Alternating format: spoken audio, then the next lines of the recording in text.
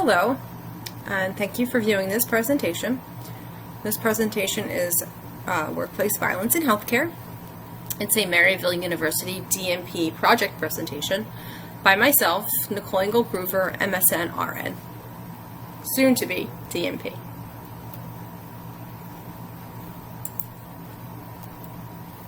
My Maryville University DMP chair was the wonderful Dr. Jennifer Gwynn. The community member was Sibby Matthew. Research question.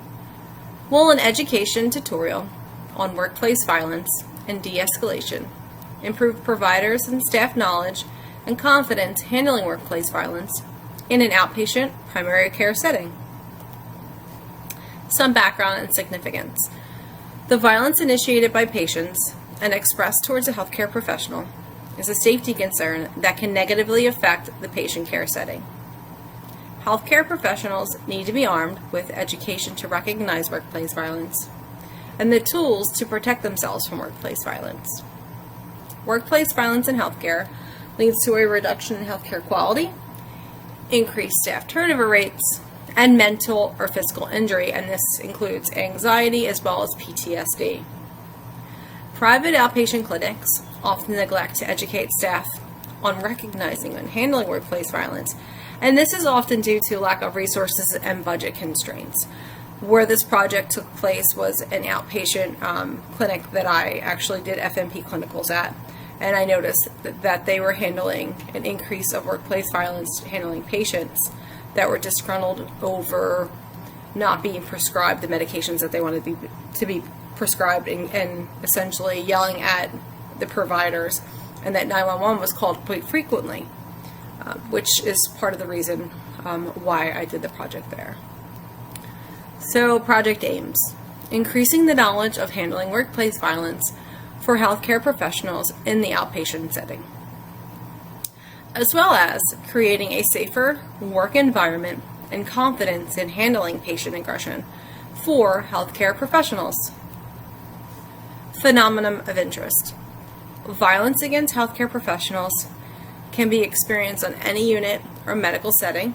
You can see it in the ICU, you can see it in labor and delivery. There's no area that is not existent for workplace violence. Even in the NICU with the little babies, you can still see it with the parents. So we have either experienced workplace violence firsthand or heard the horror stories of patients assaulting healthcare workers. It is essential to change this culture and provide and foster a safe environment for patients and employees in healthcare institutions. Nurses and other healthcare professionals need to be armed with education and tools to protect them during violent patient outbursts. Relation to phenomenon. So a concern that affects healthcare workers throughout our nation. It could be a hospital admissions clerk who's stabbed with a pair of scissors, a nurse whose head and neck are punctured with a pen, a young father who is a home health aide comes home day after day from his healthcare job with a black eye, a nurse who was alone in a room processing a new patient and brutally attacked, and this recently happened in Illinois.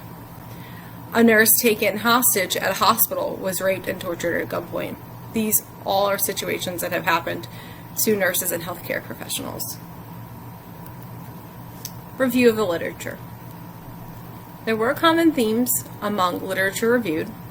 The themes highlighted in the literature included the increase in violence in healthcare settings, the importance of training in workplace violence, leadership's responsibility, and the negative outcome of violence. It was noted that preparation is an essential tool for preventing workplace violence. Female healthcare staff have been shown to have a significant increase in the violence experience compared to male staff. Nursing is noted as the most affected group from workplace violence of all healthcare workers. The Joint Commission, Center for Disease Control, and the Occupational Safety and Health Administration have recognized and addressed the increase of violence in healthcare settings. Death and injury are the most tragic outcomes of workplace violence, and violence experienced by healthcare workers negatively affects the healthcare profession by lowering self-esteem, morale, and ultimately the quality of care that patients receive. Theoretical framework. So for this project, the theoretical framework used was the Lewin change theory. The Lewin change theory consists of the 3 vital steps: the unfreezing, the movement, and the refreezing. The unfreezing began just by examining the small outpatient clinic and its lack of workplace violence education. As I had mentioned in the previous slide, I had been at this clinic for 2 rotations for my FNP clinical, and I just noticed how the increase of patient dissatisfaction was creating like violent situations where they had to call 911. For this initiative, the end step of the theory also included the providers and the staff recognizing that there is a need for workplace violence training. The movement section for this project was developing the plan for education on workplace violence. This step also included the training and assessment of the effects of the educational intervention. The refreezing step is to continue with the yearly education and policies like created on workplace violence that could be in place. Methods and design. So a quantitative exploratory design was utilized for this project on workplace violence. The data was collected with a pre- and post-test questionnaire after a self-guided quality improvement education intervention PowerPoint. There were 5 healthcare professional participants from a primary care clinic in the Northeast area of the United States. The data collected had no identifiers. The study results were tallied utilizing a spreadsheet. Recorded was the minimum necessary data that included both pre- and post-test scores for participants. The outpatient workplace violence education intervention utilized the Thackeray tool, Clinicians' Confidence in Coping with Patient Aggression Scale, for both the pre- and post-test. The 11-point anchored response scale was not changed or altered. Each participant completed 2 questionnaires that was both the pre and the post, the same Thackeray tool, which I will describe in a few slides above. There were no identifiers placed on the pre and post test, just to maintain the participant's anonymity. After completing the packet, each participant put their test in a large lockbox that only the researcher, myself, could enter with a key. I had dropped the packets and the lockbox off on a Monday, and then the following Monday I proceeded to pick them up. So they had 1 week for completion. The 10 questions were analyzed utilizing SPSS for the median separately and as a total. The results were placed in a table for easy identification of mean increases and just for the simplicity of understanding. So this is the Thackeray scale, therapeutic for aggression self-assessment instrument. If you can see it, there's 10 questions in total. It goes from 1 to 11 for responses, 1 being the lowest and 11 being the highest. So the first question was, how comfortable are you when working with an aggressive patient? Number 2, how good is your present level of training for handling psychological aggression? 3, how able are you to intervene physically with an aggressive patient? 4, how self-assured do you feel in the presence of an aggressive patient? 5, how able are you to intervene psychologically with an aggressive patient? 6, how good is your present level of training for handling physical aggression? 7, how safe do you feel around an aggressive patient? 8, how effective are the techniques that you know for dealing with aggression? 9, how able are you to meet the needs of an aggressive patient?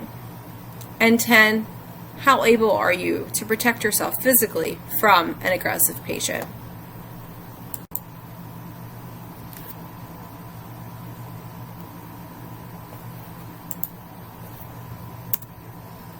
Educational PowerPoint.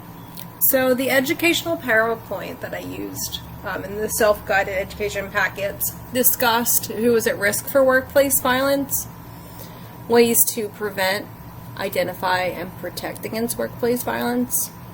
Also, I discussed de-escalation, which includes listening, being aware, being calm, planning, asking for help, offering help, documenting, and also reflecting on like what situation could happen and what you can learn, similar to code experiences where we reflect and we talk about that.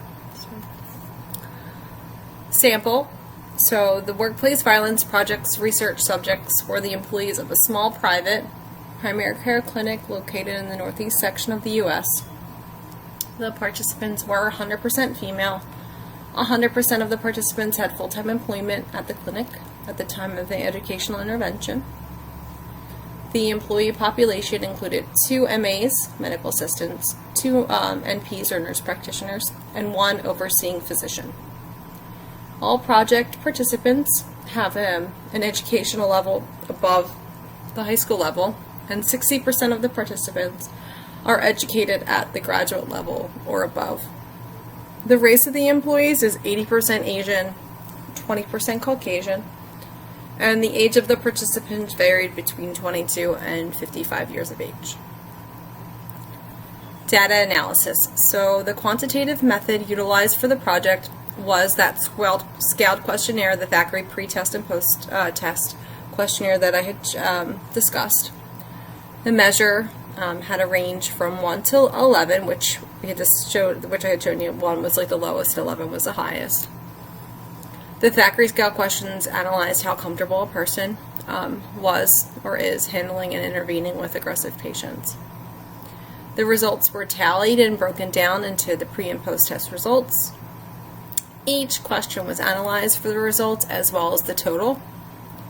And the descriptive statistics included mean and median scores of both the pre- and post-test results. I was only able to utilize the descriptive statistics merely because of the small sample size. So results. So after the educational intervention on workplace violence, it was found that there was an increase in knowledge. The increase is evident as seen in Table 1. There was a 23.8 increase between the pre-test and post-test mean. The pre-test mean total result was 63.8, and the post-test mean was 87.6. And you can see between the participants how much of an increase each one had. So if you see, like, participant 1 only went from 86 to 92, where participant 2 went from 55 to 93. And as you can see throughout the list. Okay, results continued. So when analyzing each question, the most significant increase in knowledge was seen in question 3. And in question 3, the participant is asked how to intervene with an aggressive patient. The following 2 increases in knowledge were noted in question 8 and 10. They both had a 3-point increase in the mean score. And so question 8 asked how effective the technique known for dealing with aggression you are. And then question 10 asked about protecting themselves physically from an aggressive patient. Limitations. Limitations were noted in the project's small study size. As you're aware, it only had 5 individuals that were able to participate. Utilization of only 1 outpatient clinic site of the healthcare professionals, and the self-guided education. The small study size only provided a minimal look at the population of outpatient healthcare professionals. The statistical analysis of the results utilized descriptive statistics due to the sample size of only 5 participants. Due to COVID restrictions during the execution of this project intervention, the education PowerPoint was self-guided. They had, at that point, the clinic went into working pods, so they had 1 MA and 1 nurse practitioner on one day, and then it altered, day by day, and where the overseeing physician would show up occasionally throughout the week. So this restricted the options of having question and answer sessions after I were to give a educational intervention. I was originally going to be the one that was going to provide a guided educational session where I could have question and answers after.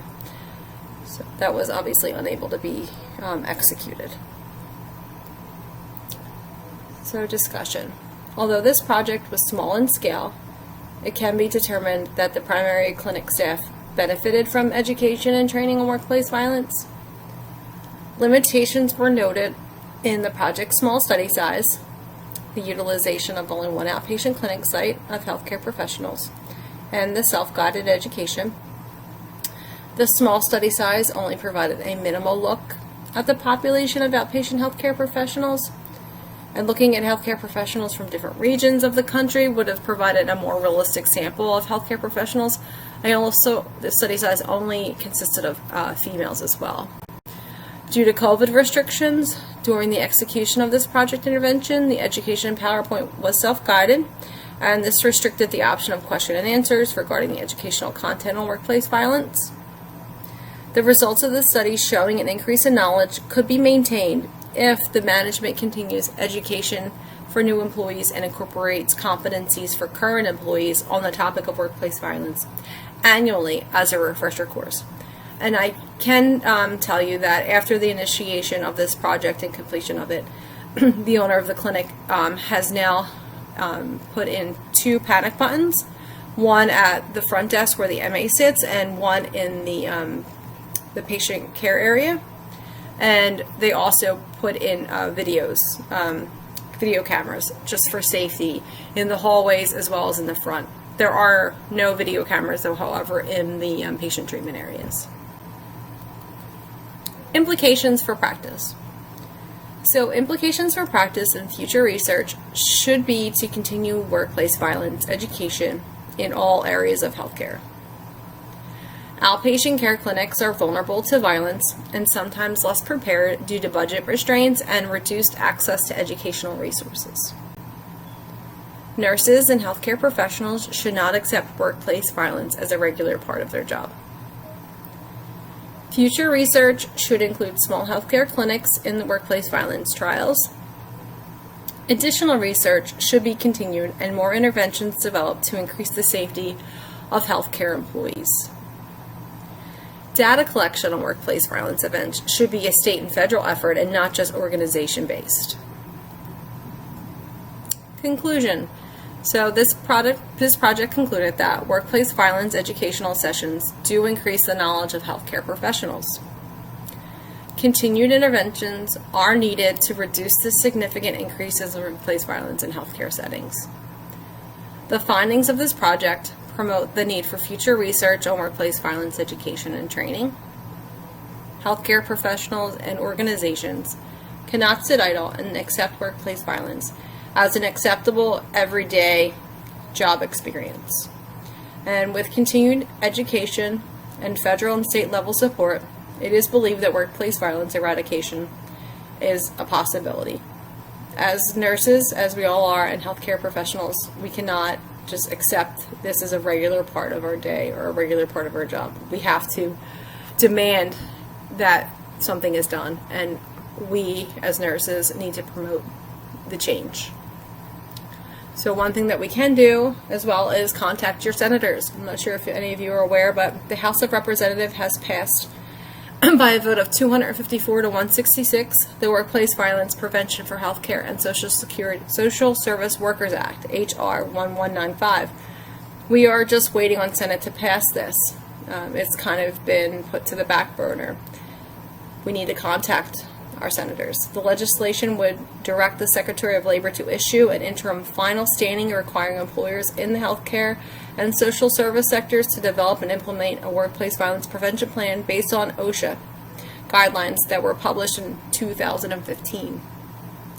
The bill would require employers to provide annual training and education to employees, maintain very detailed records of workplace violence risks, hazards, assessment, violent incidences, and submit annual summaries such as incidents to the Secretary of Labor. This is your chance. We can do something, so I highly suggest you can email them, you can write them a letter, you can call. We have to push for this. If you have any questions, please leave them below. I look forward to answering them. Here are my references. And I just want to say thank you. Thank you to everybody for listening, and thank you for your support.